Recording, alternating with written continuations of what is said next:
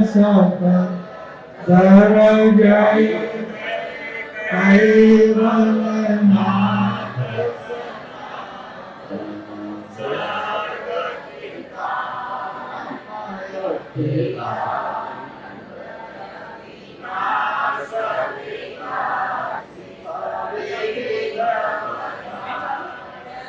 loka catura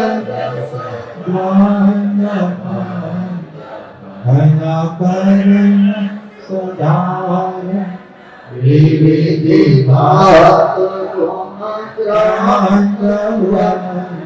vividha gadula aganita hipakata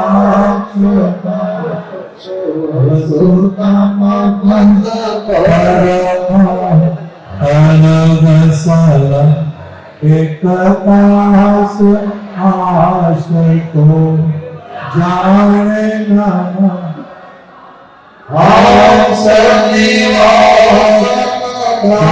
Samadani Tuma Purusha Pura Tama Namo Niravaya Kainapa Sacara Saman Prakriti Vino Danya Purusha Palakame Palakaupas Anyagam Patideva Yogalasa Pitama Asa Tavadeva Tendeva Sakarasila Hotuma Kaivala Sakshivanta Sutra Salanga Prodapata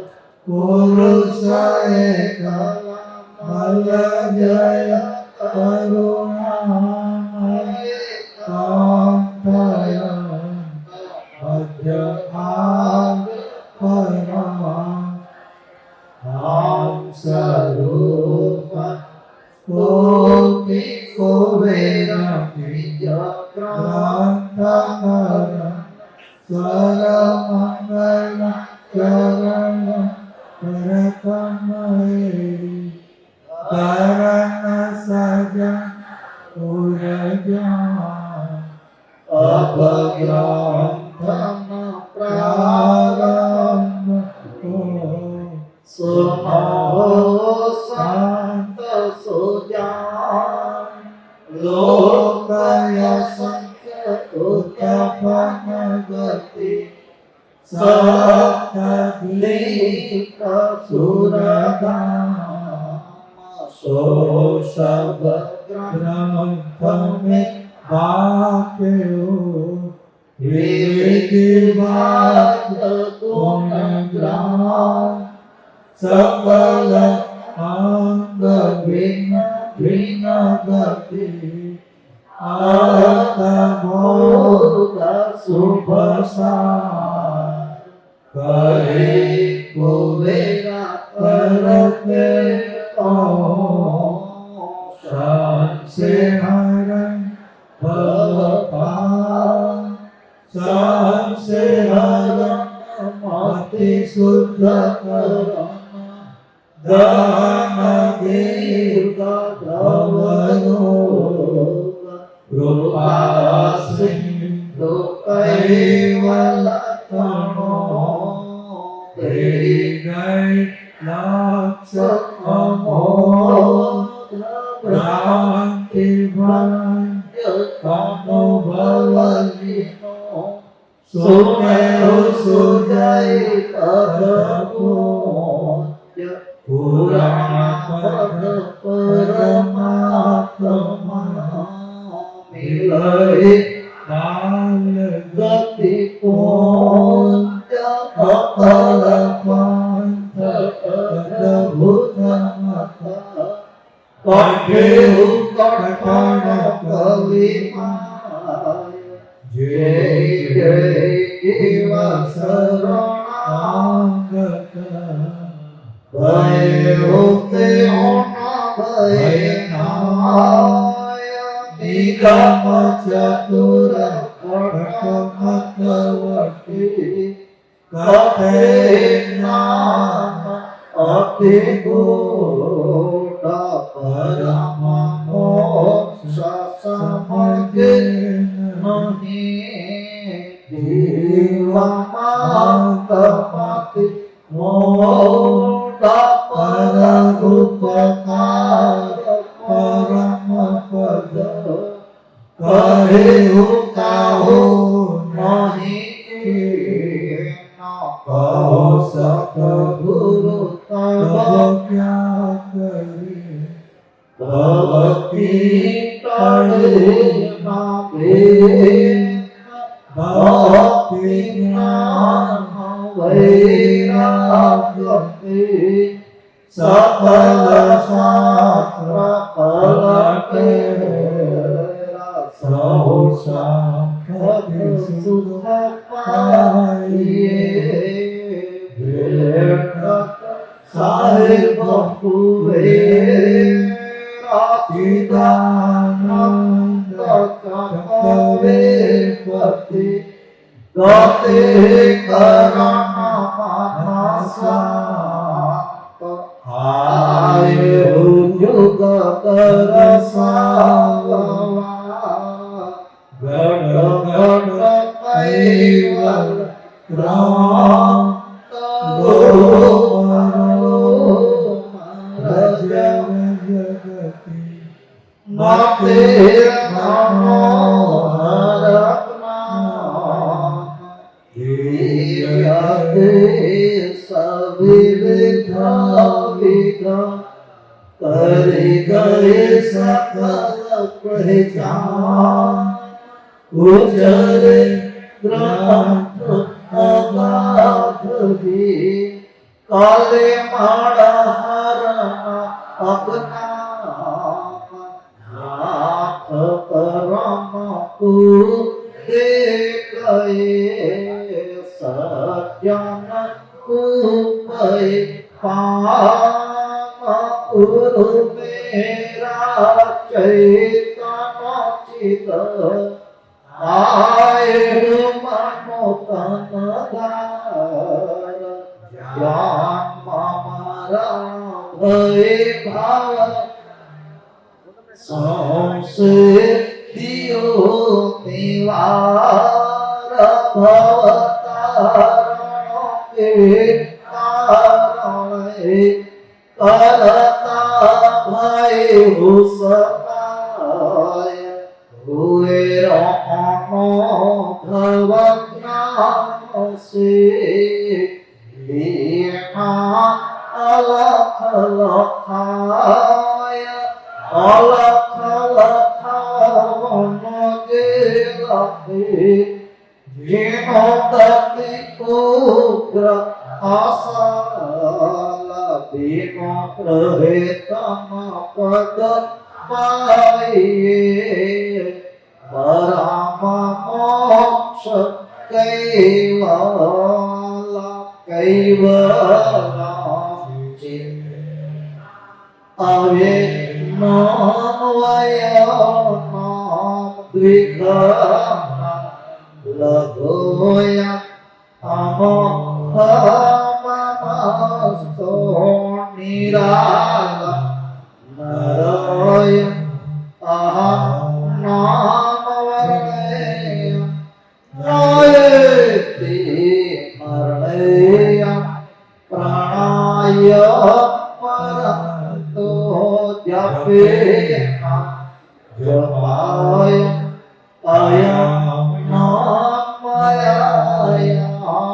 આપનાતિ માગોય સ્વયં તત્સમસ્તુ યામખ્યાત દેનામ વિચ્છમ કામ વિનય કરોતિ વિવર્જિતવસ્તુ વિધિ વૈવેદાંત અચંતે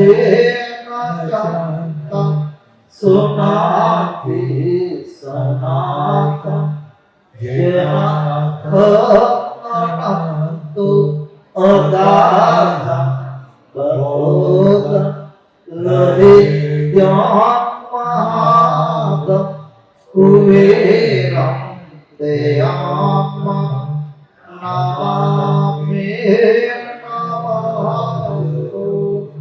आदि स्वराज्य कंवश caval करता के कृष्ण स्वामी महाराज के श्रीमंत करुणा सागर भगवान के अवैध सागर महाराज के महान तपस्वी रघुराम महाराज के परमहंस सुखानंद महाराज के लक्ष्मण दास जी महाराज की मोहन दास जी महाराज की गुरु महंत श्री सरजूदास जी महाराज की निर्मल दास जी महाराज की कृपाल दास जी महाराज की अजित दास जी महाराज की रामदास जी महाराज की दयालदास जी महाराज की सर्वे संतन के सर्वे देवन के ज्ञान संप्रदाय के कायम पंथ के भाव दुर्गा के पंचम ससावेद के दुर्गा दे सारसापुरी के कैवल धाम के तथा सत्संग प्रारंभ का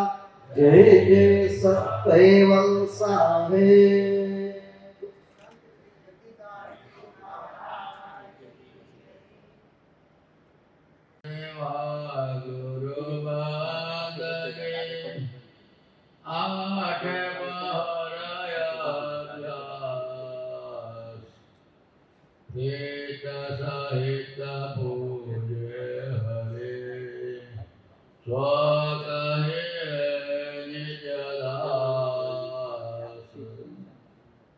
संत सेवा गुरु बंदगी आठे पहोर अभ्यास कायम पंथ ज्ञान संप्रदायना आदि स्थापक महान समर्थ परम श्रेष्ठ परम विशेष प्रातः स्मरणीय जगत वंदनीय परम पूज्य परम कृपालु परम गुरुदेव भगवान करुणा सागर आ विश्वना विषे आपण सर्व मनुष्य घाटधारी अंश मात्र ने दयालु ज्ञान बोध उपदेश आपता समझावे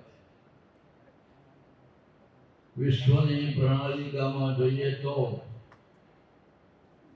માલિકના રચનાની અંદર 84 લાખ પ્રકારના ઘાટો અને 14 લાખ પર્યંતના દેવતાઓની રચના વિશ્વમાં કરવામાં આવેલ છે તે પૈકી जो उत्तम गणातो होय तो ते मनुष्य अवतार छे। मनुष्य अवतार आम જોઈએ तो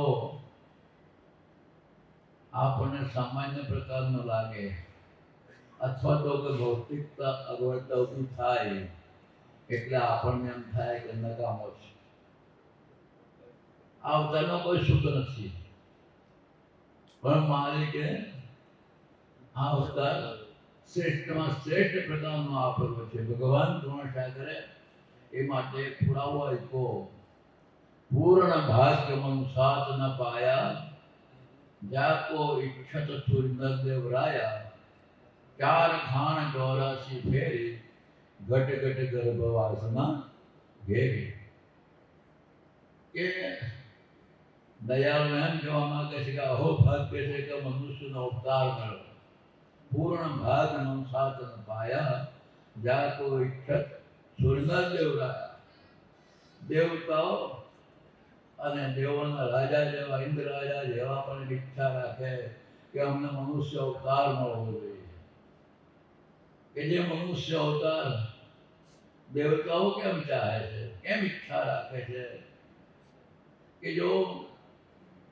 तमाम घाटना विषय वसेल चैतन्य हंस ने पोतानु निज धाम अथवा तो परम पद के मोक्ष प्राप्त करवो होय तेना माटे मनुष्य अवतार सिवाय बीजो कोई घाट काम लागी शकतो नथी बीजा कोई पण घाट थी ए अंश ने आत्मा ने परम पद ની ગતિ પ્રાપ્ત થઈ શકતી નથી એટલે જ મનુષ્યનો અવતાર શ્રેષ્ઠ ગણવામાં આવેલો છે આપણા કોઈ પૂર્વના સારા સંસ્કારો સાથ અથવા તો પૂર્વના કોઈ સારા કર્મો સાથ આપણે મનુષ્ય અવતાર મળ્યો છે એ આપણા અભાગ્યની વાત કહેવાય કે આ મનુષ્ય ઘાટમાં આવ્યા થકી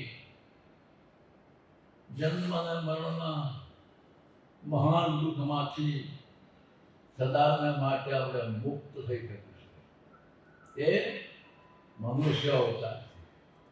ભગવાન કરુણાસાગર રવણી પદને એમ કહે કે પૂર્ણ ભાગ્ય મનુષ્યાતન પાયા જાકો ઈચ્છત સૂર્યના દેવરાયા ચાર ખાણ 84 ફેરી ઘટ ઘટ ગર્ભ વાસના એવી 84 ચાર ખાણના 84 લાખ પ્રકારના ઘાટોની અંદર ગર્ભ સંકટનું ભોગવીને છેવટે આ મનુષ્ય અવતાર પ્રાપ્ત કરવો છે. એટલે મનુષ્ય અવતાર આપણા માટે શ્રેષ્ઠ પ્રકારનો ગણવામાં આવેલો છે.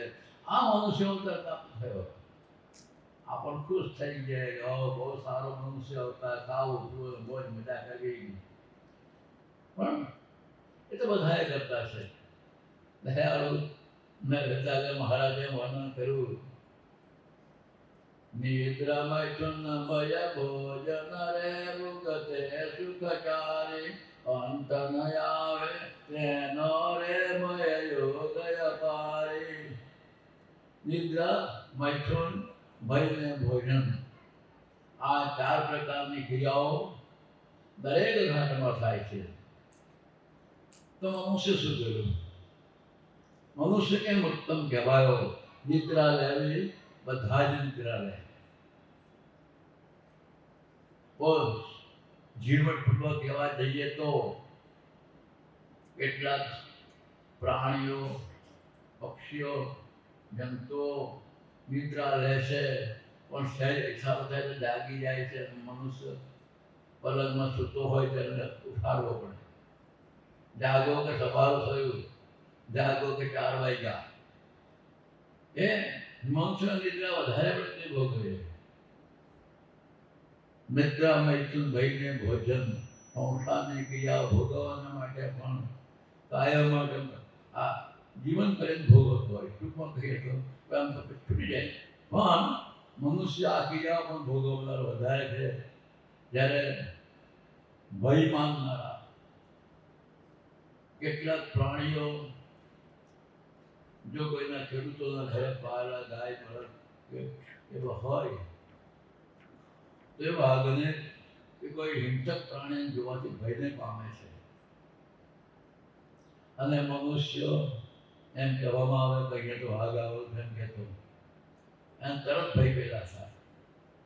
વળી અજ્ઞાની લોકોની માન્યતાઓમાં એમ કહેવામાં આવે કે તૈયાર આ ગામની બહાર પીપળાના ઝાડ છે, ભૂત રહેતો છે એમ કહેવામાં આવે તો શંકાશીલ માનનારા લોકોને ભય લાગતો હોય કે ભૂત આવશે રાત્રે, એમ ભયને માને. ભોજન, બાપજીના ન્યાય જોઈએ તો એ દયાળુએ 4 ખાણ બનાવી. એ 4 ખાણા જીવોનું જીવન ચલાવવાના માટેના આહાર નિર્માણ થયેલા છે. જંગલમાં રહેતા હિંસક પ્રાણીઓનો અવસાર કરે અને ગામડામાં રહેતા ગાય ભેંસ વગેરે પ્રાણીઓ ઘાસ વગેરે ખાય. પક્ષીઓ ચણ પાંદડા ખાય, ફૂલ ફળ ખાય. જેનો જેવો આહાર નિર્માણ થયો છે એવા પ્રકારનો આહાર કરે. એમનો આહાર એવો. પક્ષીઓ, જીવજંતુઓ, પશુઓ અને છેલ્લા મનુષ્યો, એનો પણ આહાર માલિકે નિર્માણ કરવો છે કે મનુષ્ય માટે અન્ન, ફળ, ફૂલ, કંદમૂળ કે દૂધ એ આહાર માલિકના ન્યાય નિર્માણ થયો છે. છતાં કેટલાક મનુષ્યો અપવાદને બાદ કરી જોઈએ તો માંસાહાર કરનારા પણ નીકળે છે. એ કુદરતના કાયદાના વિરુદ્ધ ચાલનારા છે. એ બાબત પણ મનુષ્ય છોડી દે છે. એ 4 ક્રિયાઓ થાય છે, બધા ઘાટમાં બધા ભોગવે છે, ત્યારે મનુષ્યમાં શ્રેષ્ઠતા શું સમાય? હા, મનુષ્યમાં એક ઉત્તમ પ્રકારની શ્રેષ્ઠતા સમાયેલી છે કે મનુષ્યો સમજુ પ્રાણી છે અને જેની અંદર માલિકે એનો પોતાનો માલિક શોધવાની શક્તિ આપેલી છે, એ બીજામાં ના મળે.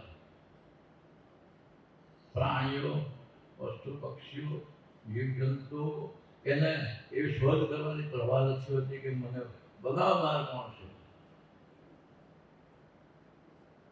જે પોતાનું કેટલીક પ્રકારની ક્રિયાઓ કરી અને પોતાનું જીવન વ્યતીત કરી રાખતા હોય છે. જ્યારે મનુષ્ય એક એવો પ્રાણી છે કે જેને એમ થાય કે મારો બનાવનાર બરાબર. મહાપુરુષે એમ ગાયું, મને કોને પરમેશ્વર કેવા હશે, કેવા હશે ને ક્યાં રહેતા હશે, મને કોને પરમેશ્વર કેવા હશે. આંબાની ઊંચી ડાળે ચડીને મોરના મોકનાર કેવા હશે, મને કોને પરમેશ્વર કેવા હશે. મને કહો કે પરમેશ્વર કેવા છે. જેની રચનાને કોઈ સમજી શકતો નથી એવી તેને રચના સમાયેલી છે. આ પણ જોઈએ છે વનસ્પતિની રચનાઓની અંદર નાનું સરખું બીજ હોય વટવૃક્ષ, અને સમયગાળો એને વાવવામાં આવે છે, એમાંથી મોટું વૃક્ષ બને. કે વળી જેને ઉત્પત્તિ થવાની ક્રિયાઓ દરેક ઘાટમાં અલગ અલગ પ્રકારની સમાયેલી છે, એ પ્રમાણે ઉત્પત્તિ થયા જ કરે. આ ક્રિયાઓ માલિકની રચનામાં સમાયેલી છે. આવો માલિક આપણા સર્વ માટે મનુષ્યની રચના પણ એને કરેલી છે, બીજો નથી. પણ મનુષ્ય પોતાના માલિકને શોધવાના માટે, પોતાના કર્તાને શોધવાના માટે, સર્જનહારને શોધવાના માટે મનુષ્યને જ્ઞાન આપેલું છે. આ પણ ઘણી વખત જોઈએ છે ત્યારે કેટલાક માણસો કોઈ પ્રકારની ઉપાસનાની પાછળ વળગતા હોય છે, કેટલાક માણસો કઈ પ્રકારના દેવતાની ઉપાસના વળગતા હોય છે. કારણ કે અંશને કે જીવને પોતાના માલિકને શોધવાની પ્રેમ જાગેલો હોય, ભાવ જાગેલો હોય છે, પણ ના મળે, એવું પોષણ ના મળે ત્યારે ગમે તેને માની લેતો હોય છે, સંતોષ પ્રાપ્ત કરે. એના માટે ભગવાન કરુણાસાગર સ્વયં પ્રગટ થયેલા છે.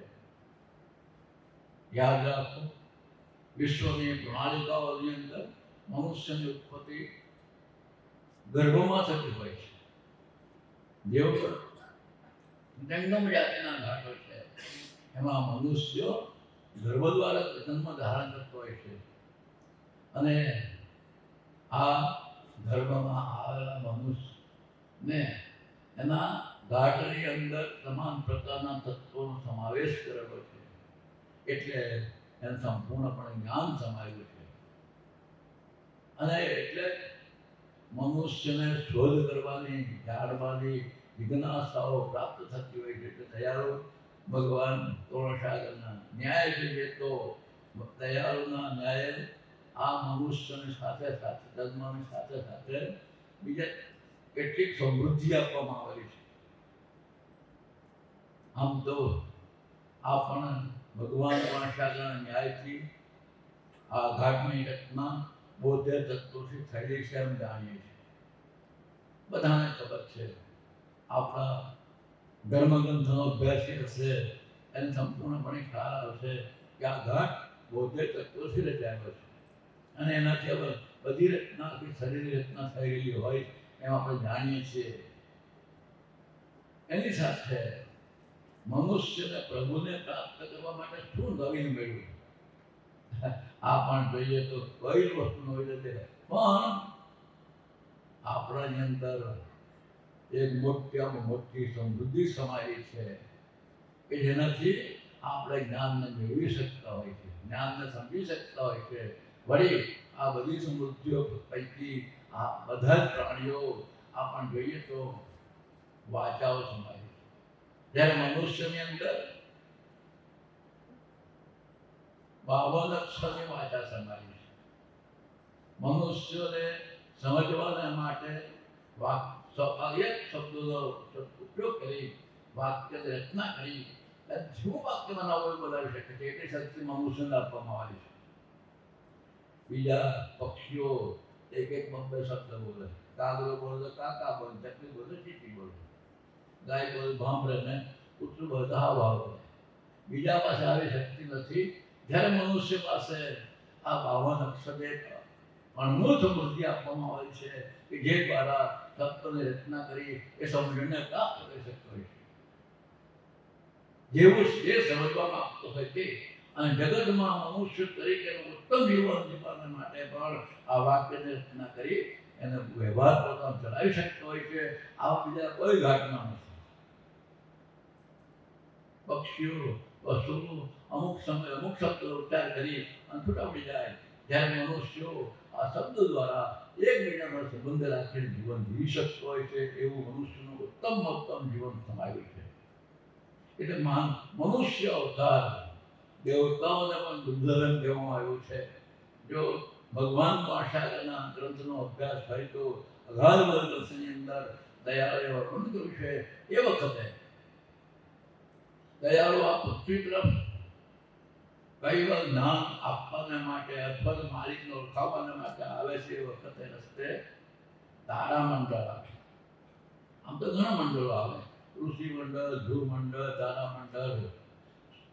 અરે એની અંદર વચ્ચે તારામંડળ હંમેશના માટે ચલાયમાન ગતિવાળું છે. એટલે દયાળુ તે વખતે ચાલતા પ્રણામ કરીને તારા લોકોમાંથી પ્રાર્થના થાય છે પરમ ગુરુને કે અમારો મનુષ્ય અવતાર ક્યારે થશે કે અમે તમારો સત્સંગ કરી શકીએ. જો સત્સંગ કરવો હોય, સારી વસ્તુ સમજવી હોય તો મનુષ્ય અવતારથી સમજી શકાય, બીજા કોઈ અવતાર સમજી શકાતી નથી.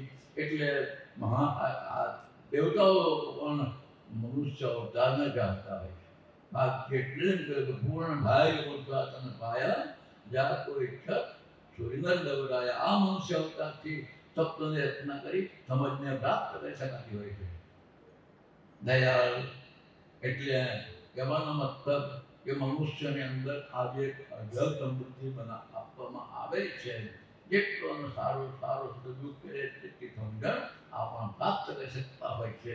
એના માટે ભગવાન પરમાત્મા આપણને સમજાવે છે કે એ કેમ પ્રાપ્ત થઈ શકે. કૈવલ પદની ગતિ પ્રાપ્ત કરવી, મોક્ષ મેળવવો, પરમ પદ પ્રાપ્ત કરવું તો કેમ તને મળી શકાય, ક્યાંથી શોધી શકાય?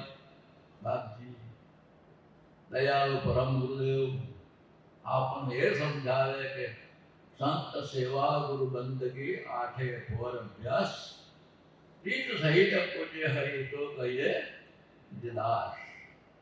કે એના માટે સંતનું સેવન, સંતના સત્સંગ દ્વારા, સંતના વચન દ્વારા આપણે આ જ્ઞાન ગતિને પ્રાપ્ત કરી શકતા હોય. કે સંત સેવા ગુરુ બંદગી, ગુરુના વચન પ્રમાણે આપણે જીવન બનાવવું એ મૂળ ઉદ્દેશ આપણો સમાયેલો છે. સંત સેવા ગુરુ બંદગી આઠે ભોર અભ્યાસ. ગુરુના થકી જે એમને વચન આપવામાં આવ્યું છે તો જેને જ્ઞાન આપવામાં આવ્યું છે એને માટે હરદિશનું ચિંતન હોવું જરૂરી છે. સંત સેવા ગુરુ બંદગી આઠે ભોર અભ્યાસ. આઠે ભોરને માટે એનો અભ્યાસ એવો જરૂરી છે. તો દયાળ કહે છે પ્રીત સહિત પૂજ્ય હરિ તો કહીએ દાસ. ભગવાન દ્રોણાચાર્ય સમજાવવા માંગે છે કે આ પ્રમાણે હરિ સેવા વાળો એ મારો સાચો દાસ બની શકતો, સાચો ભક્ત બની શકતો હોય છે. એટલે દયાળુ આવા સાચા જ્ઞાનને પ્રાપ્ત કરવા માટે ભગવાન દ્રોણાચાર્યના ન્યાયથી સંતના સેવા કરનારા સત્સંગ સમજવાની જરૂર છે. અને સત્સંગ દ્વારા ફક્ત સમજીને ન સમજાય, ફરી પાછળ સમજણને પ્રાપ્ત કરી સદુપયોગ કરે ત્યારે એ પરમપદની ગતિ અધિકારી બની શકતો હોય છે. આ પણ આગળ નહીં ચાલે. પણ આજે આપણ અહીંયા જે બેઠા છે એને પાછળ આપણે ઉદ્દેશ સમાયેલો છે આપણા કાયમ પંથના એક ચુસ્ત ભગત અને સેવાભાઈ એવા બાબુભાઈ કે રાદડિયા. મારે એમના સાથે ઘણા સમય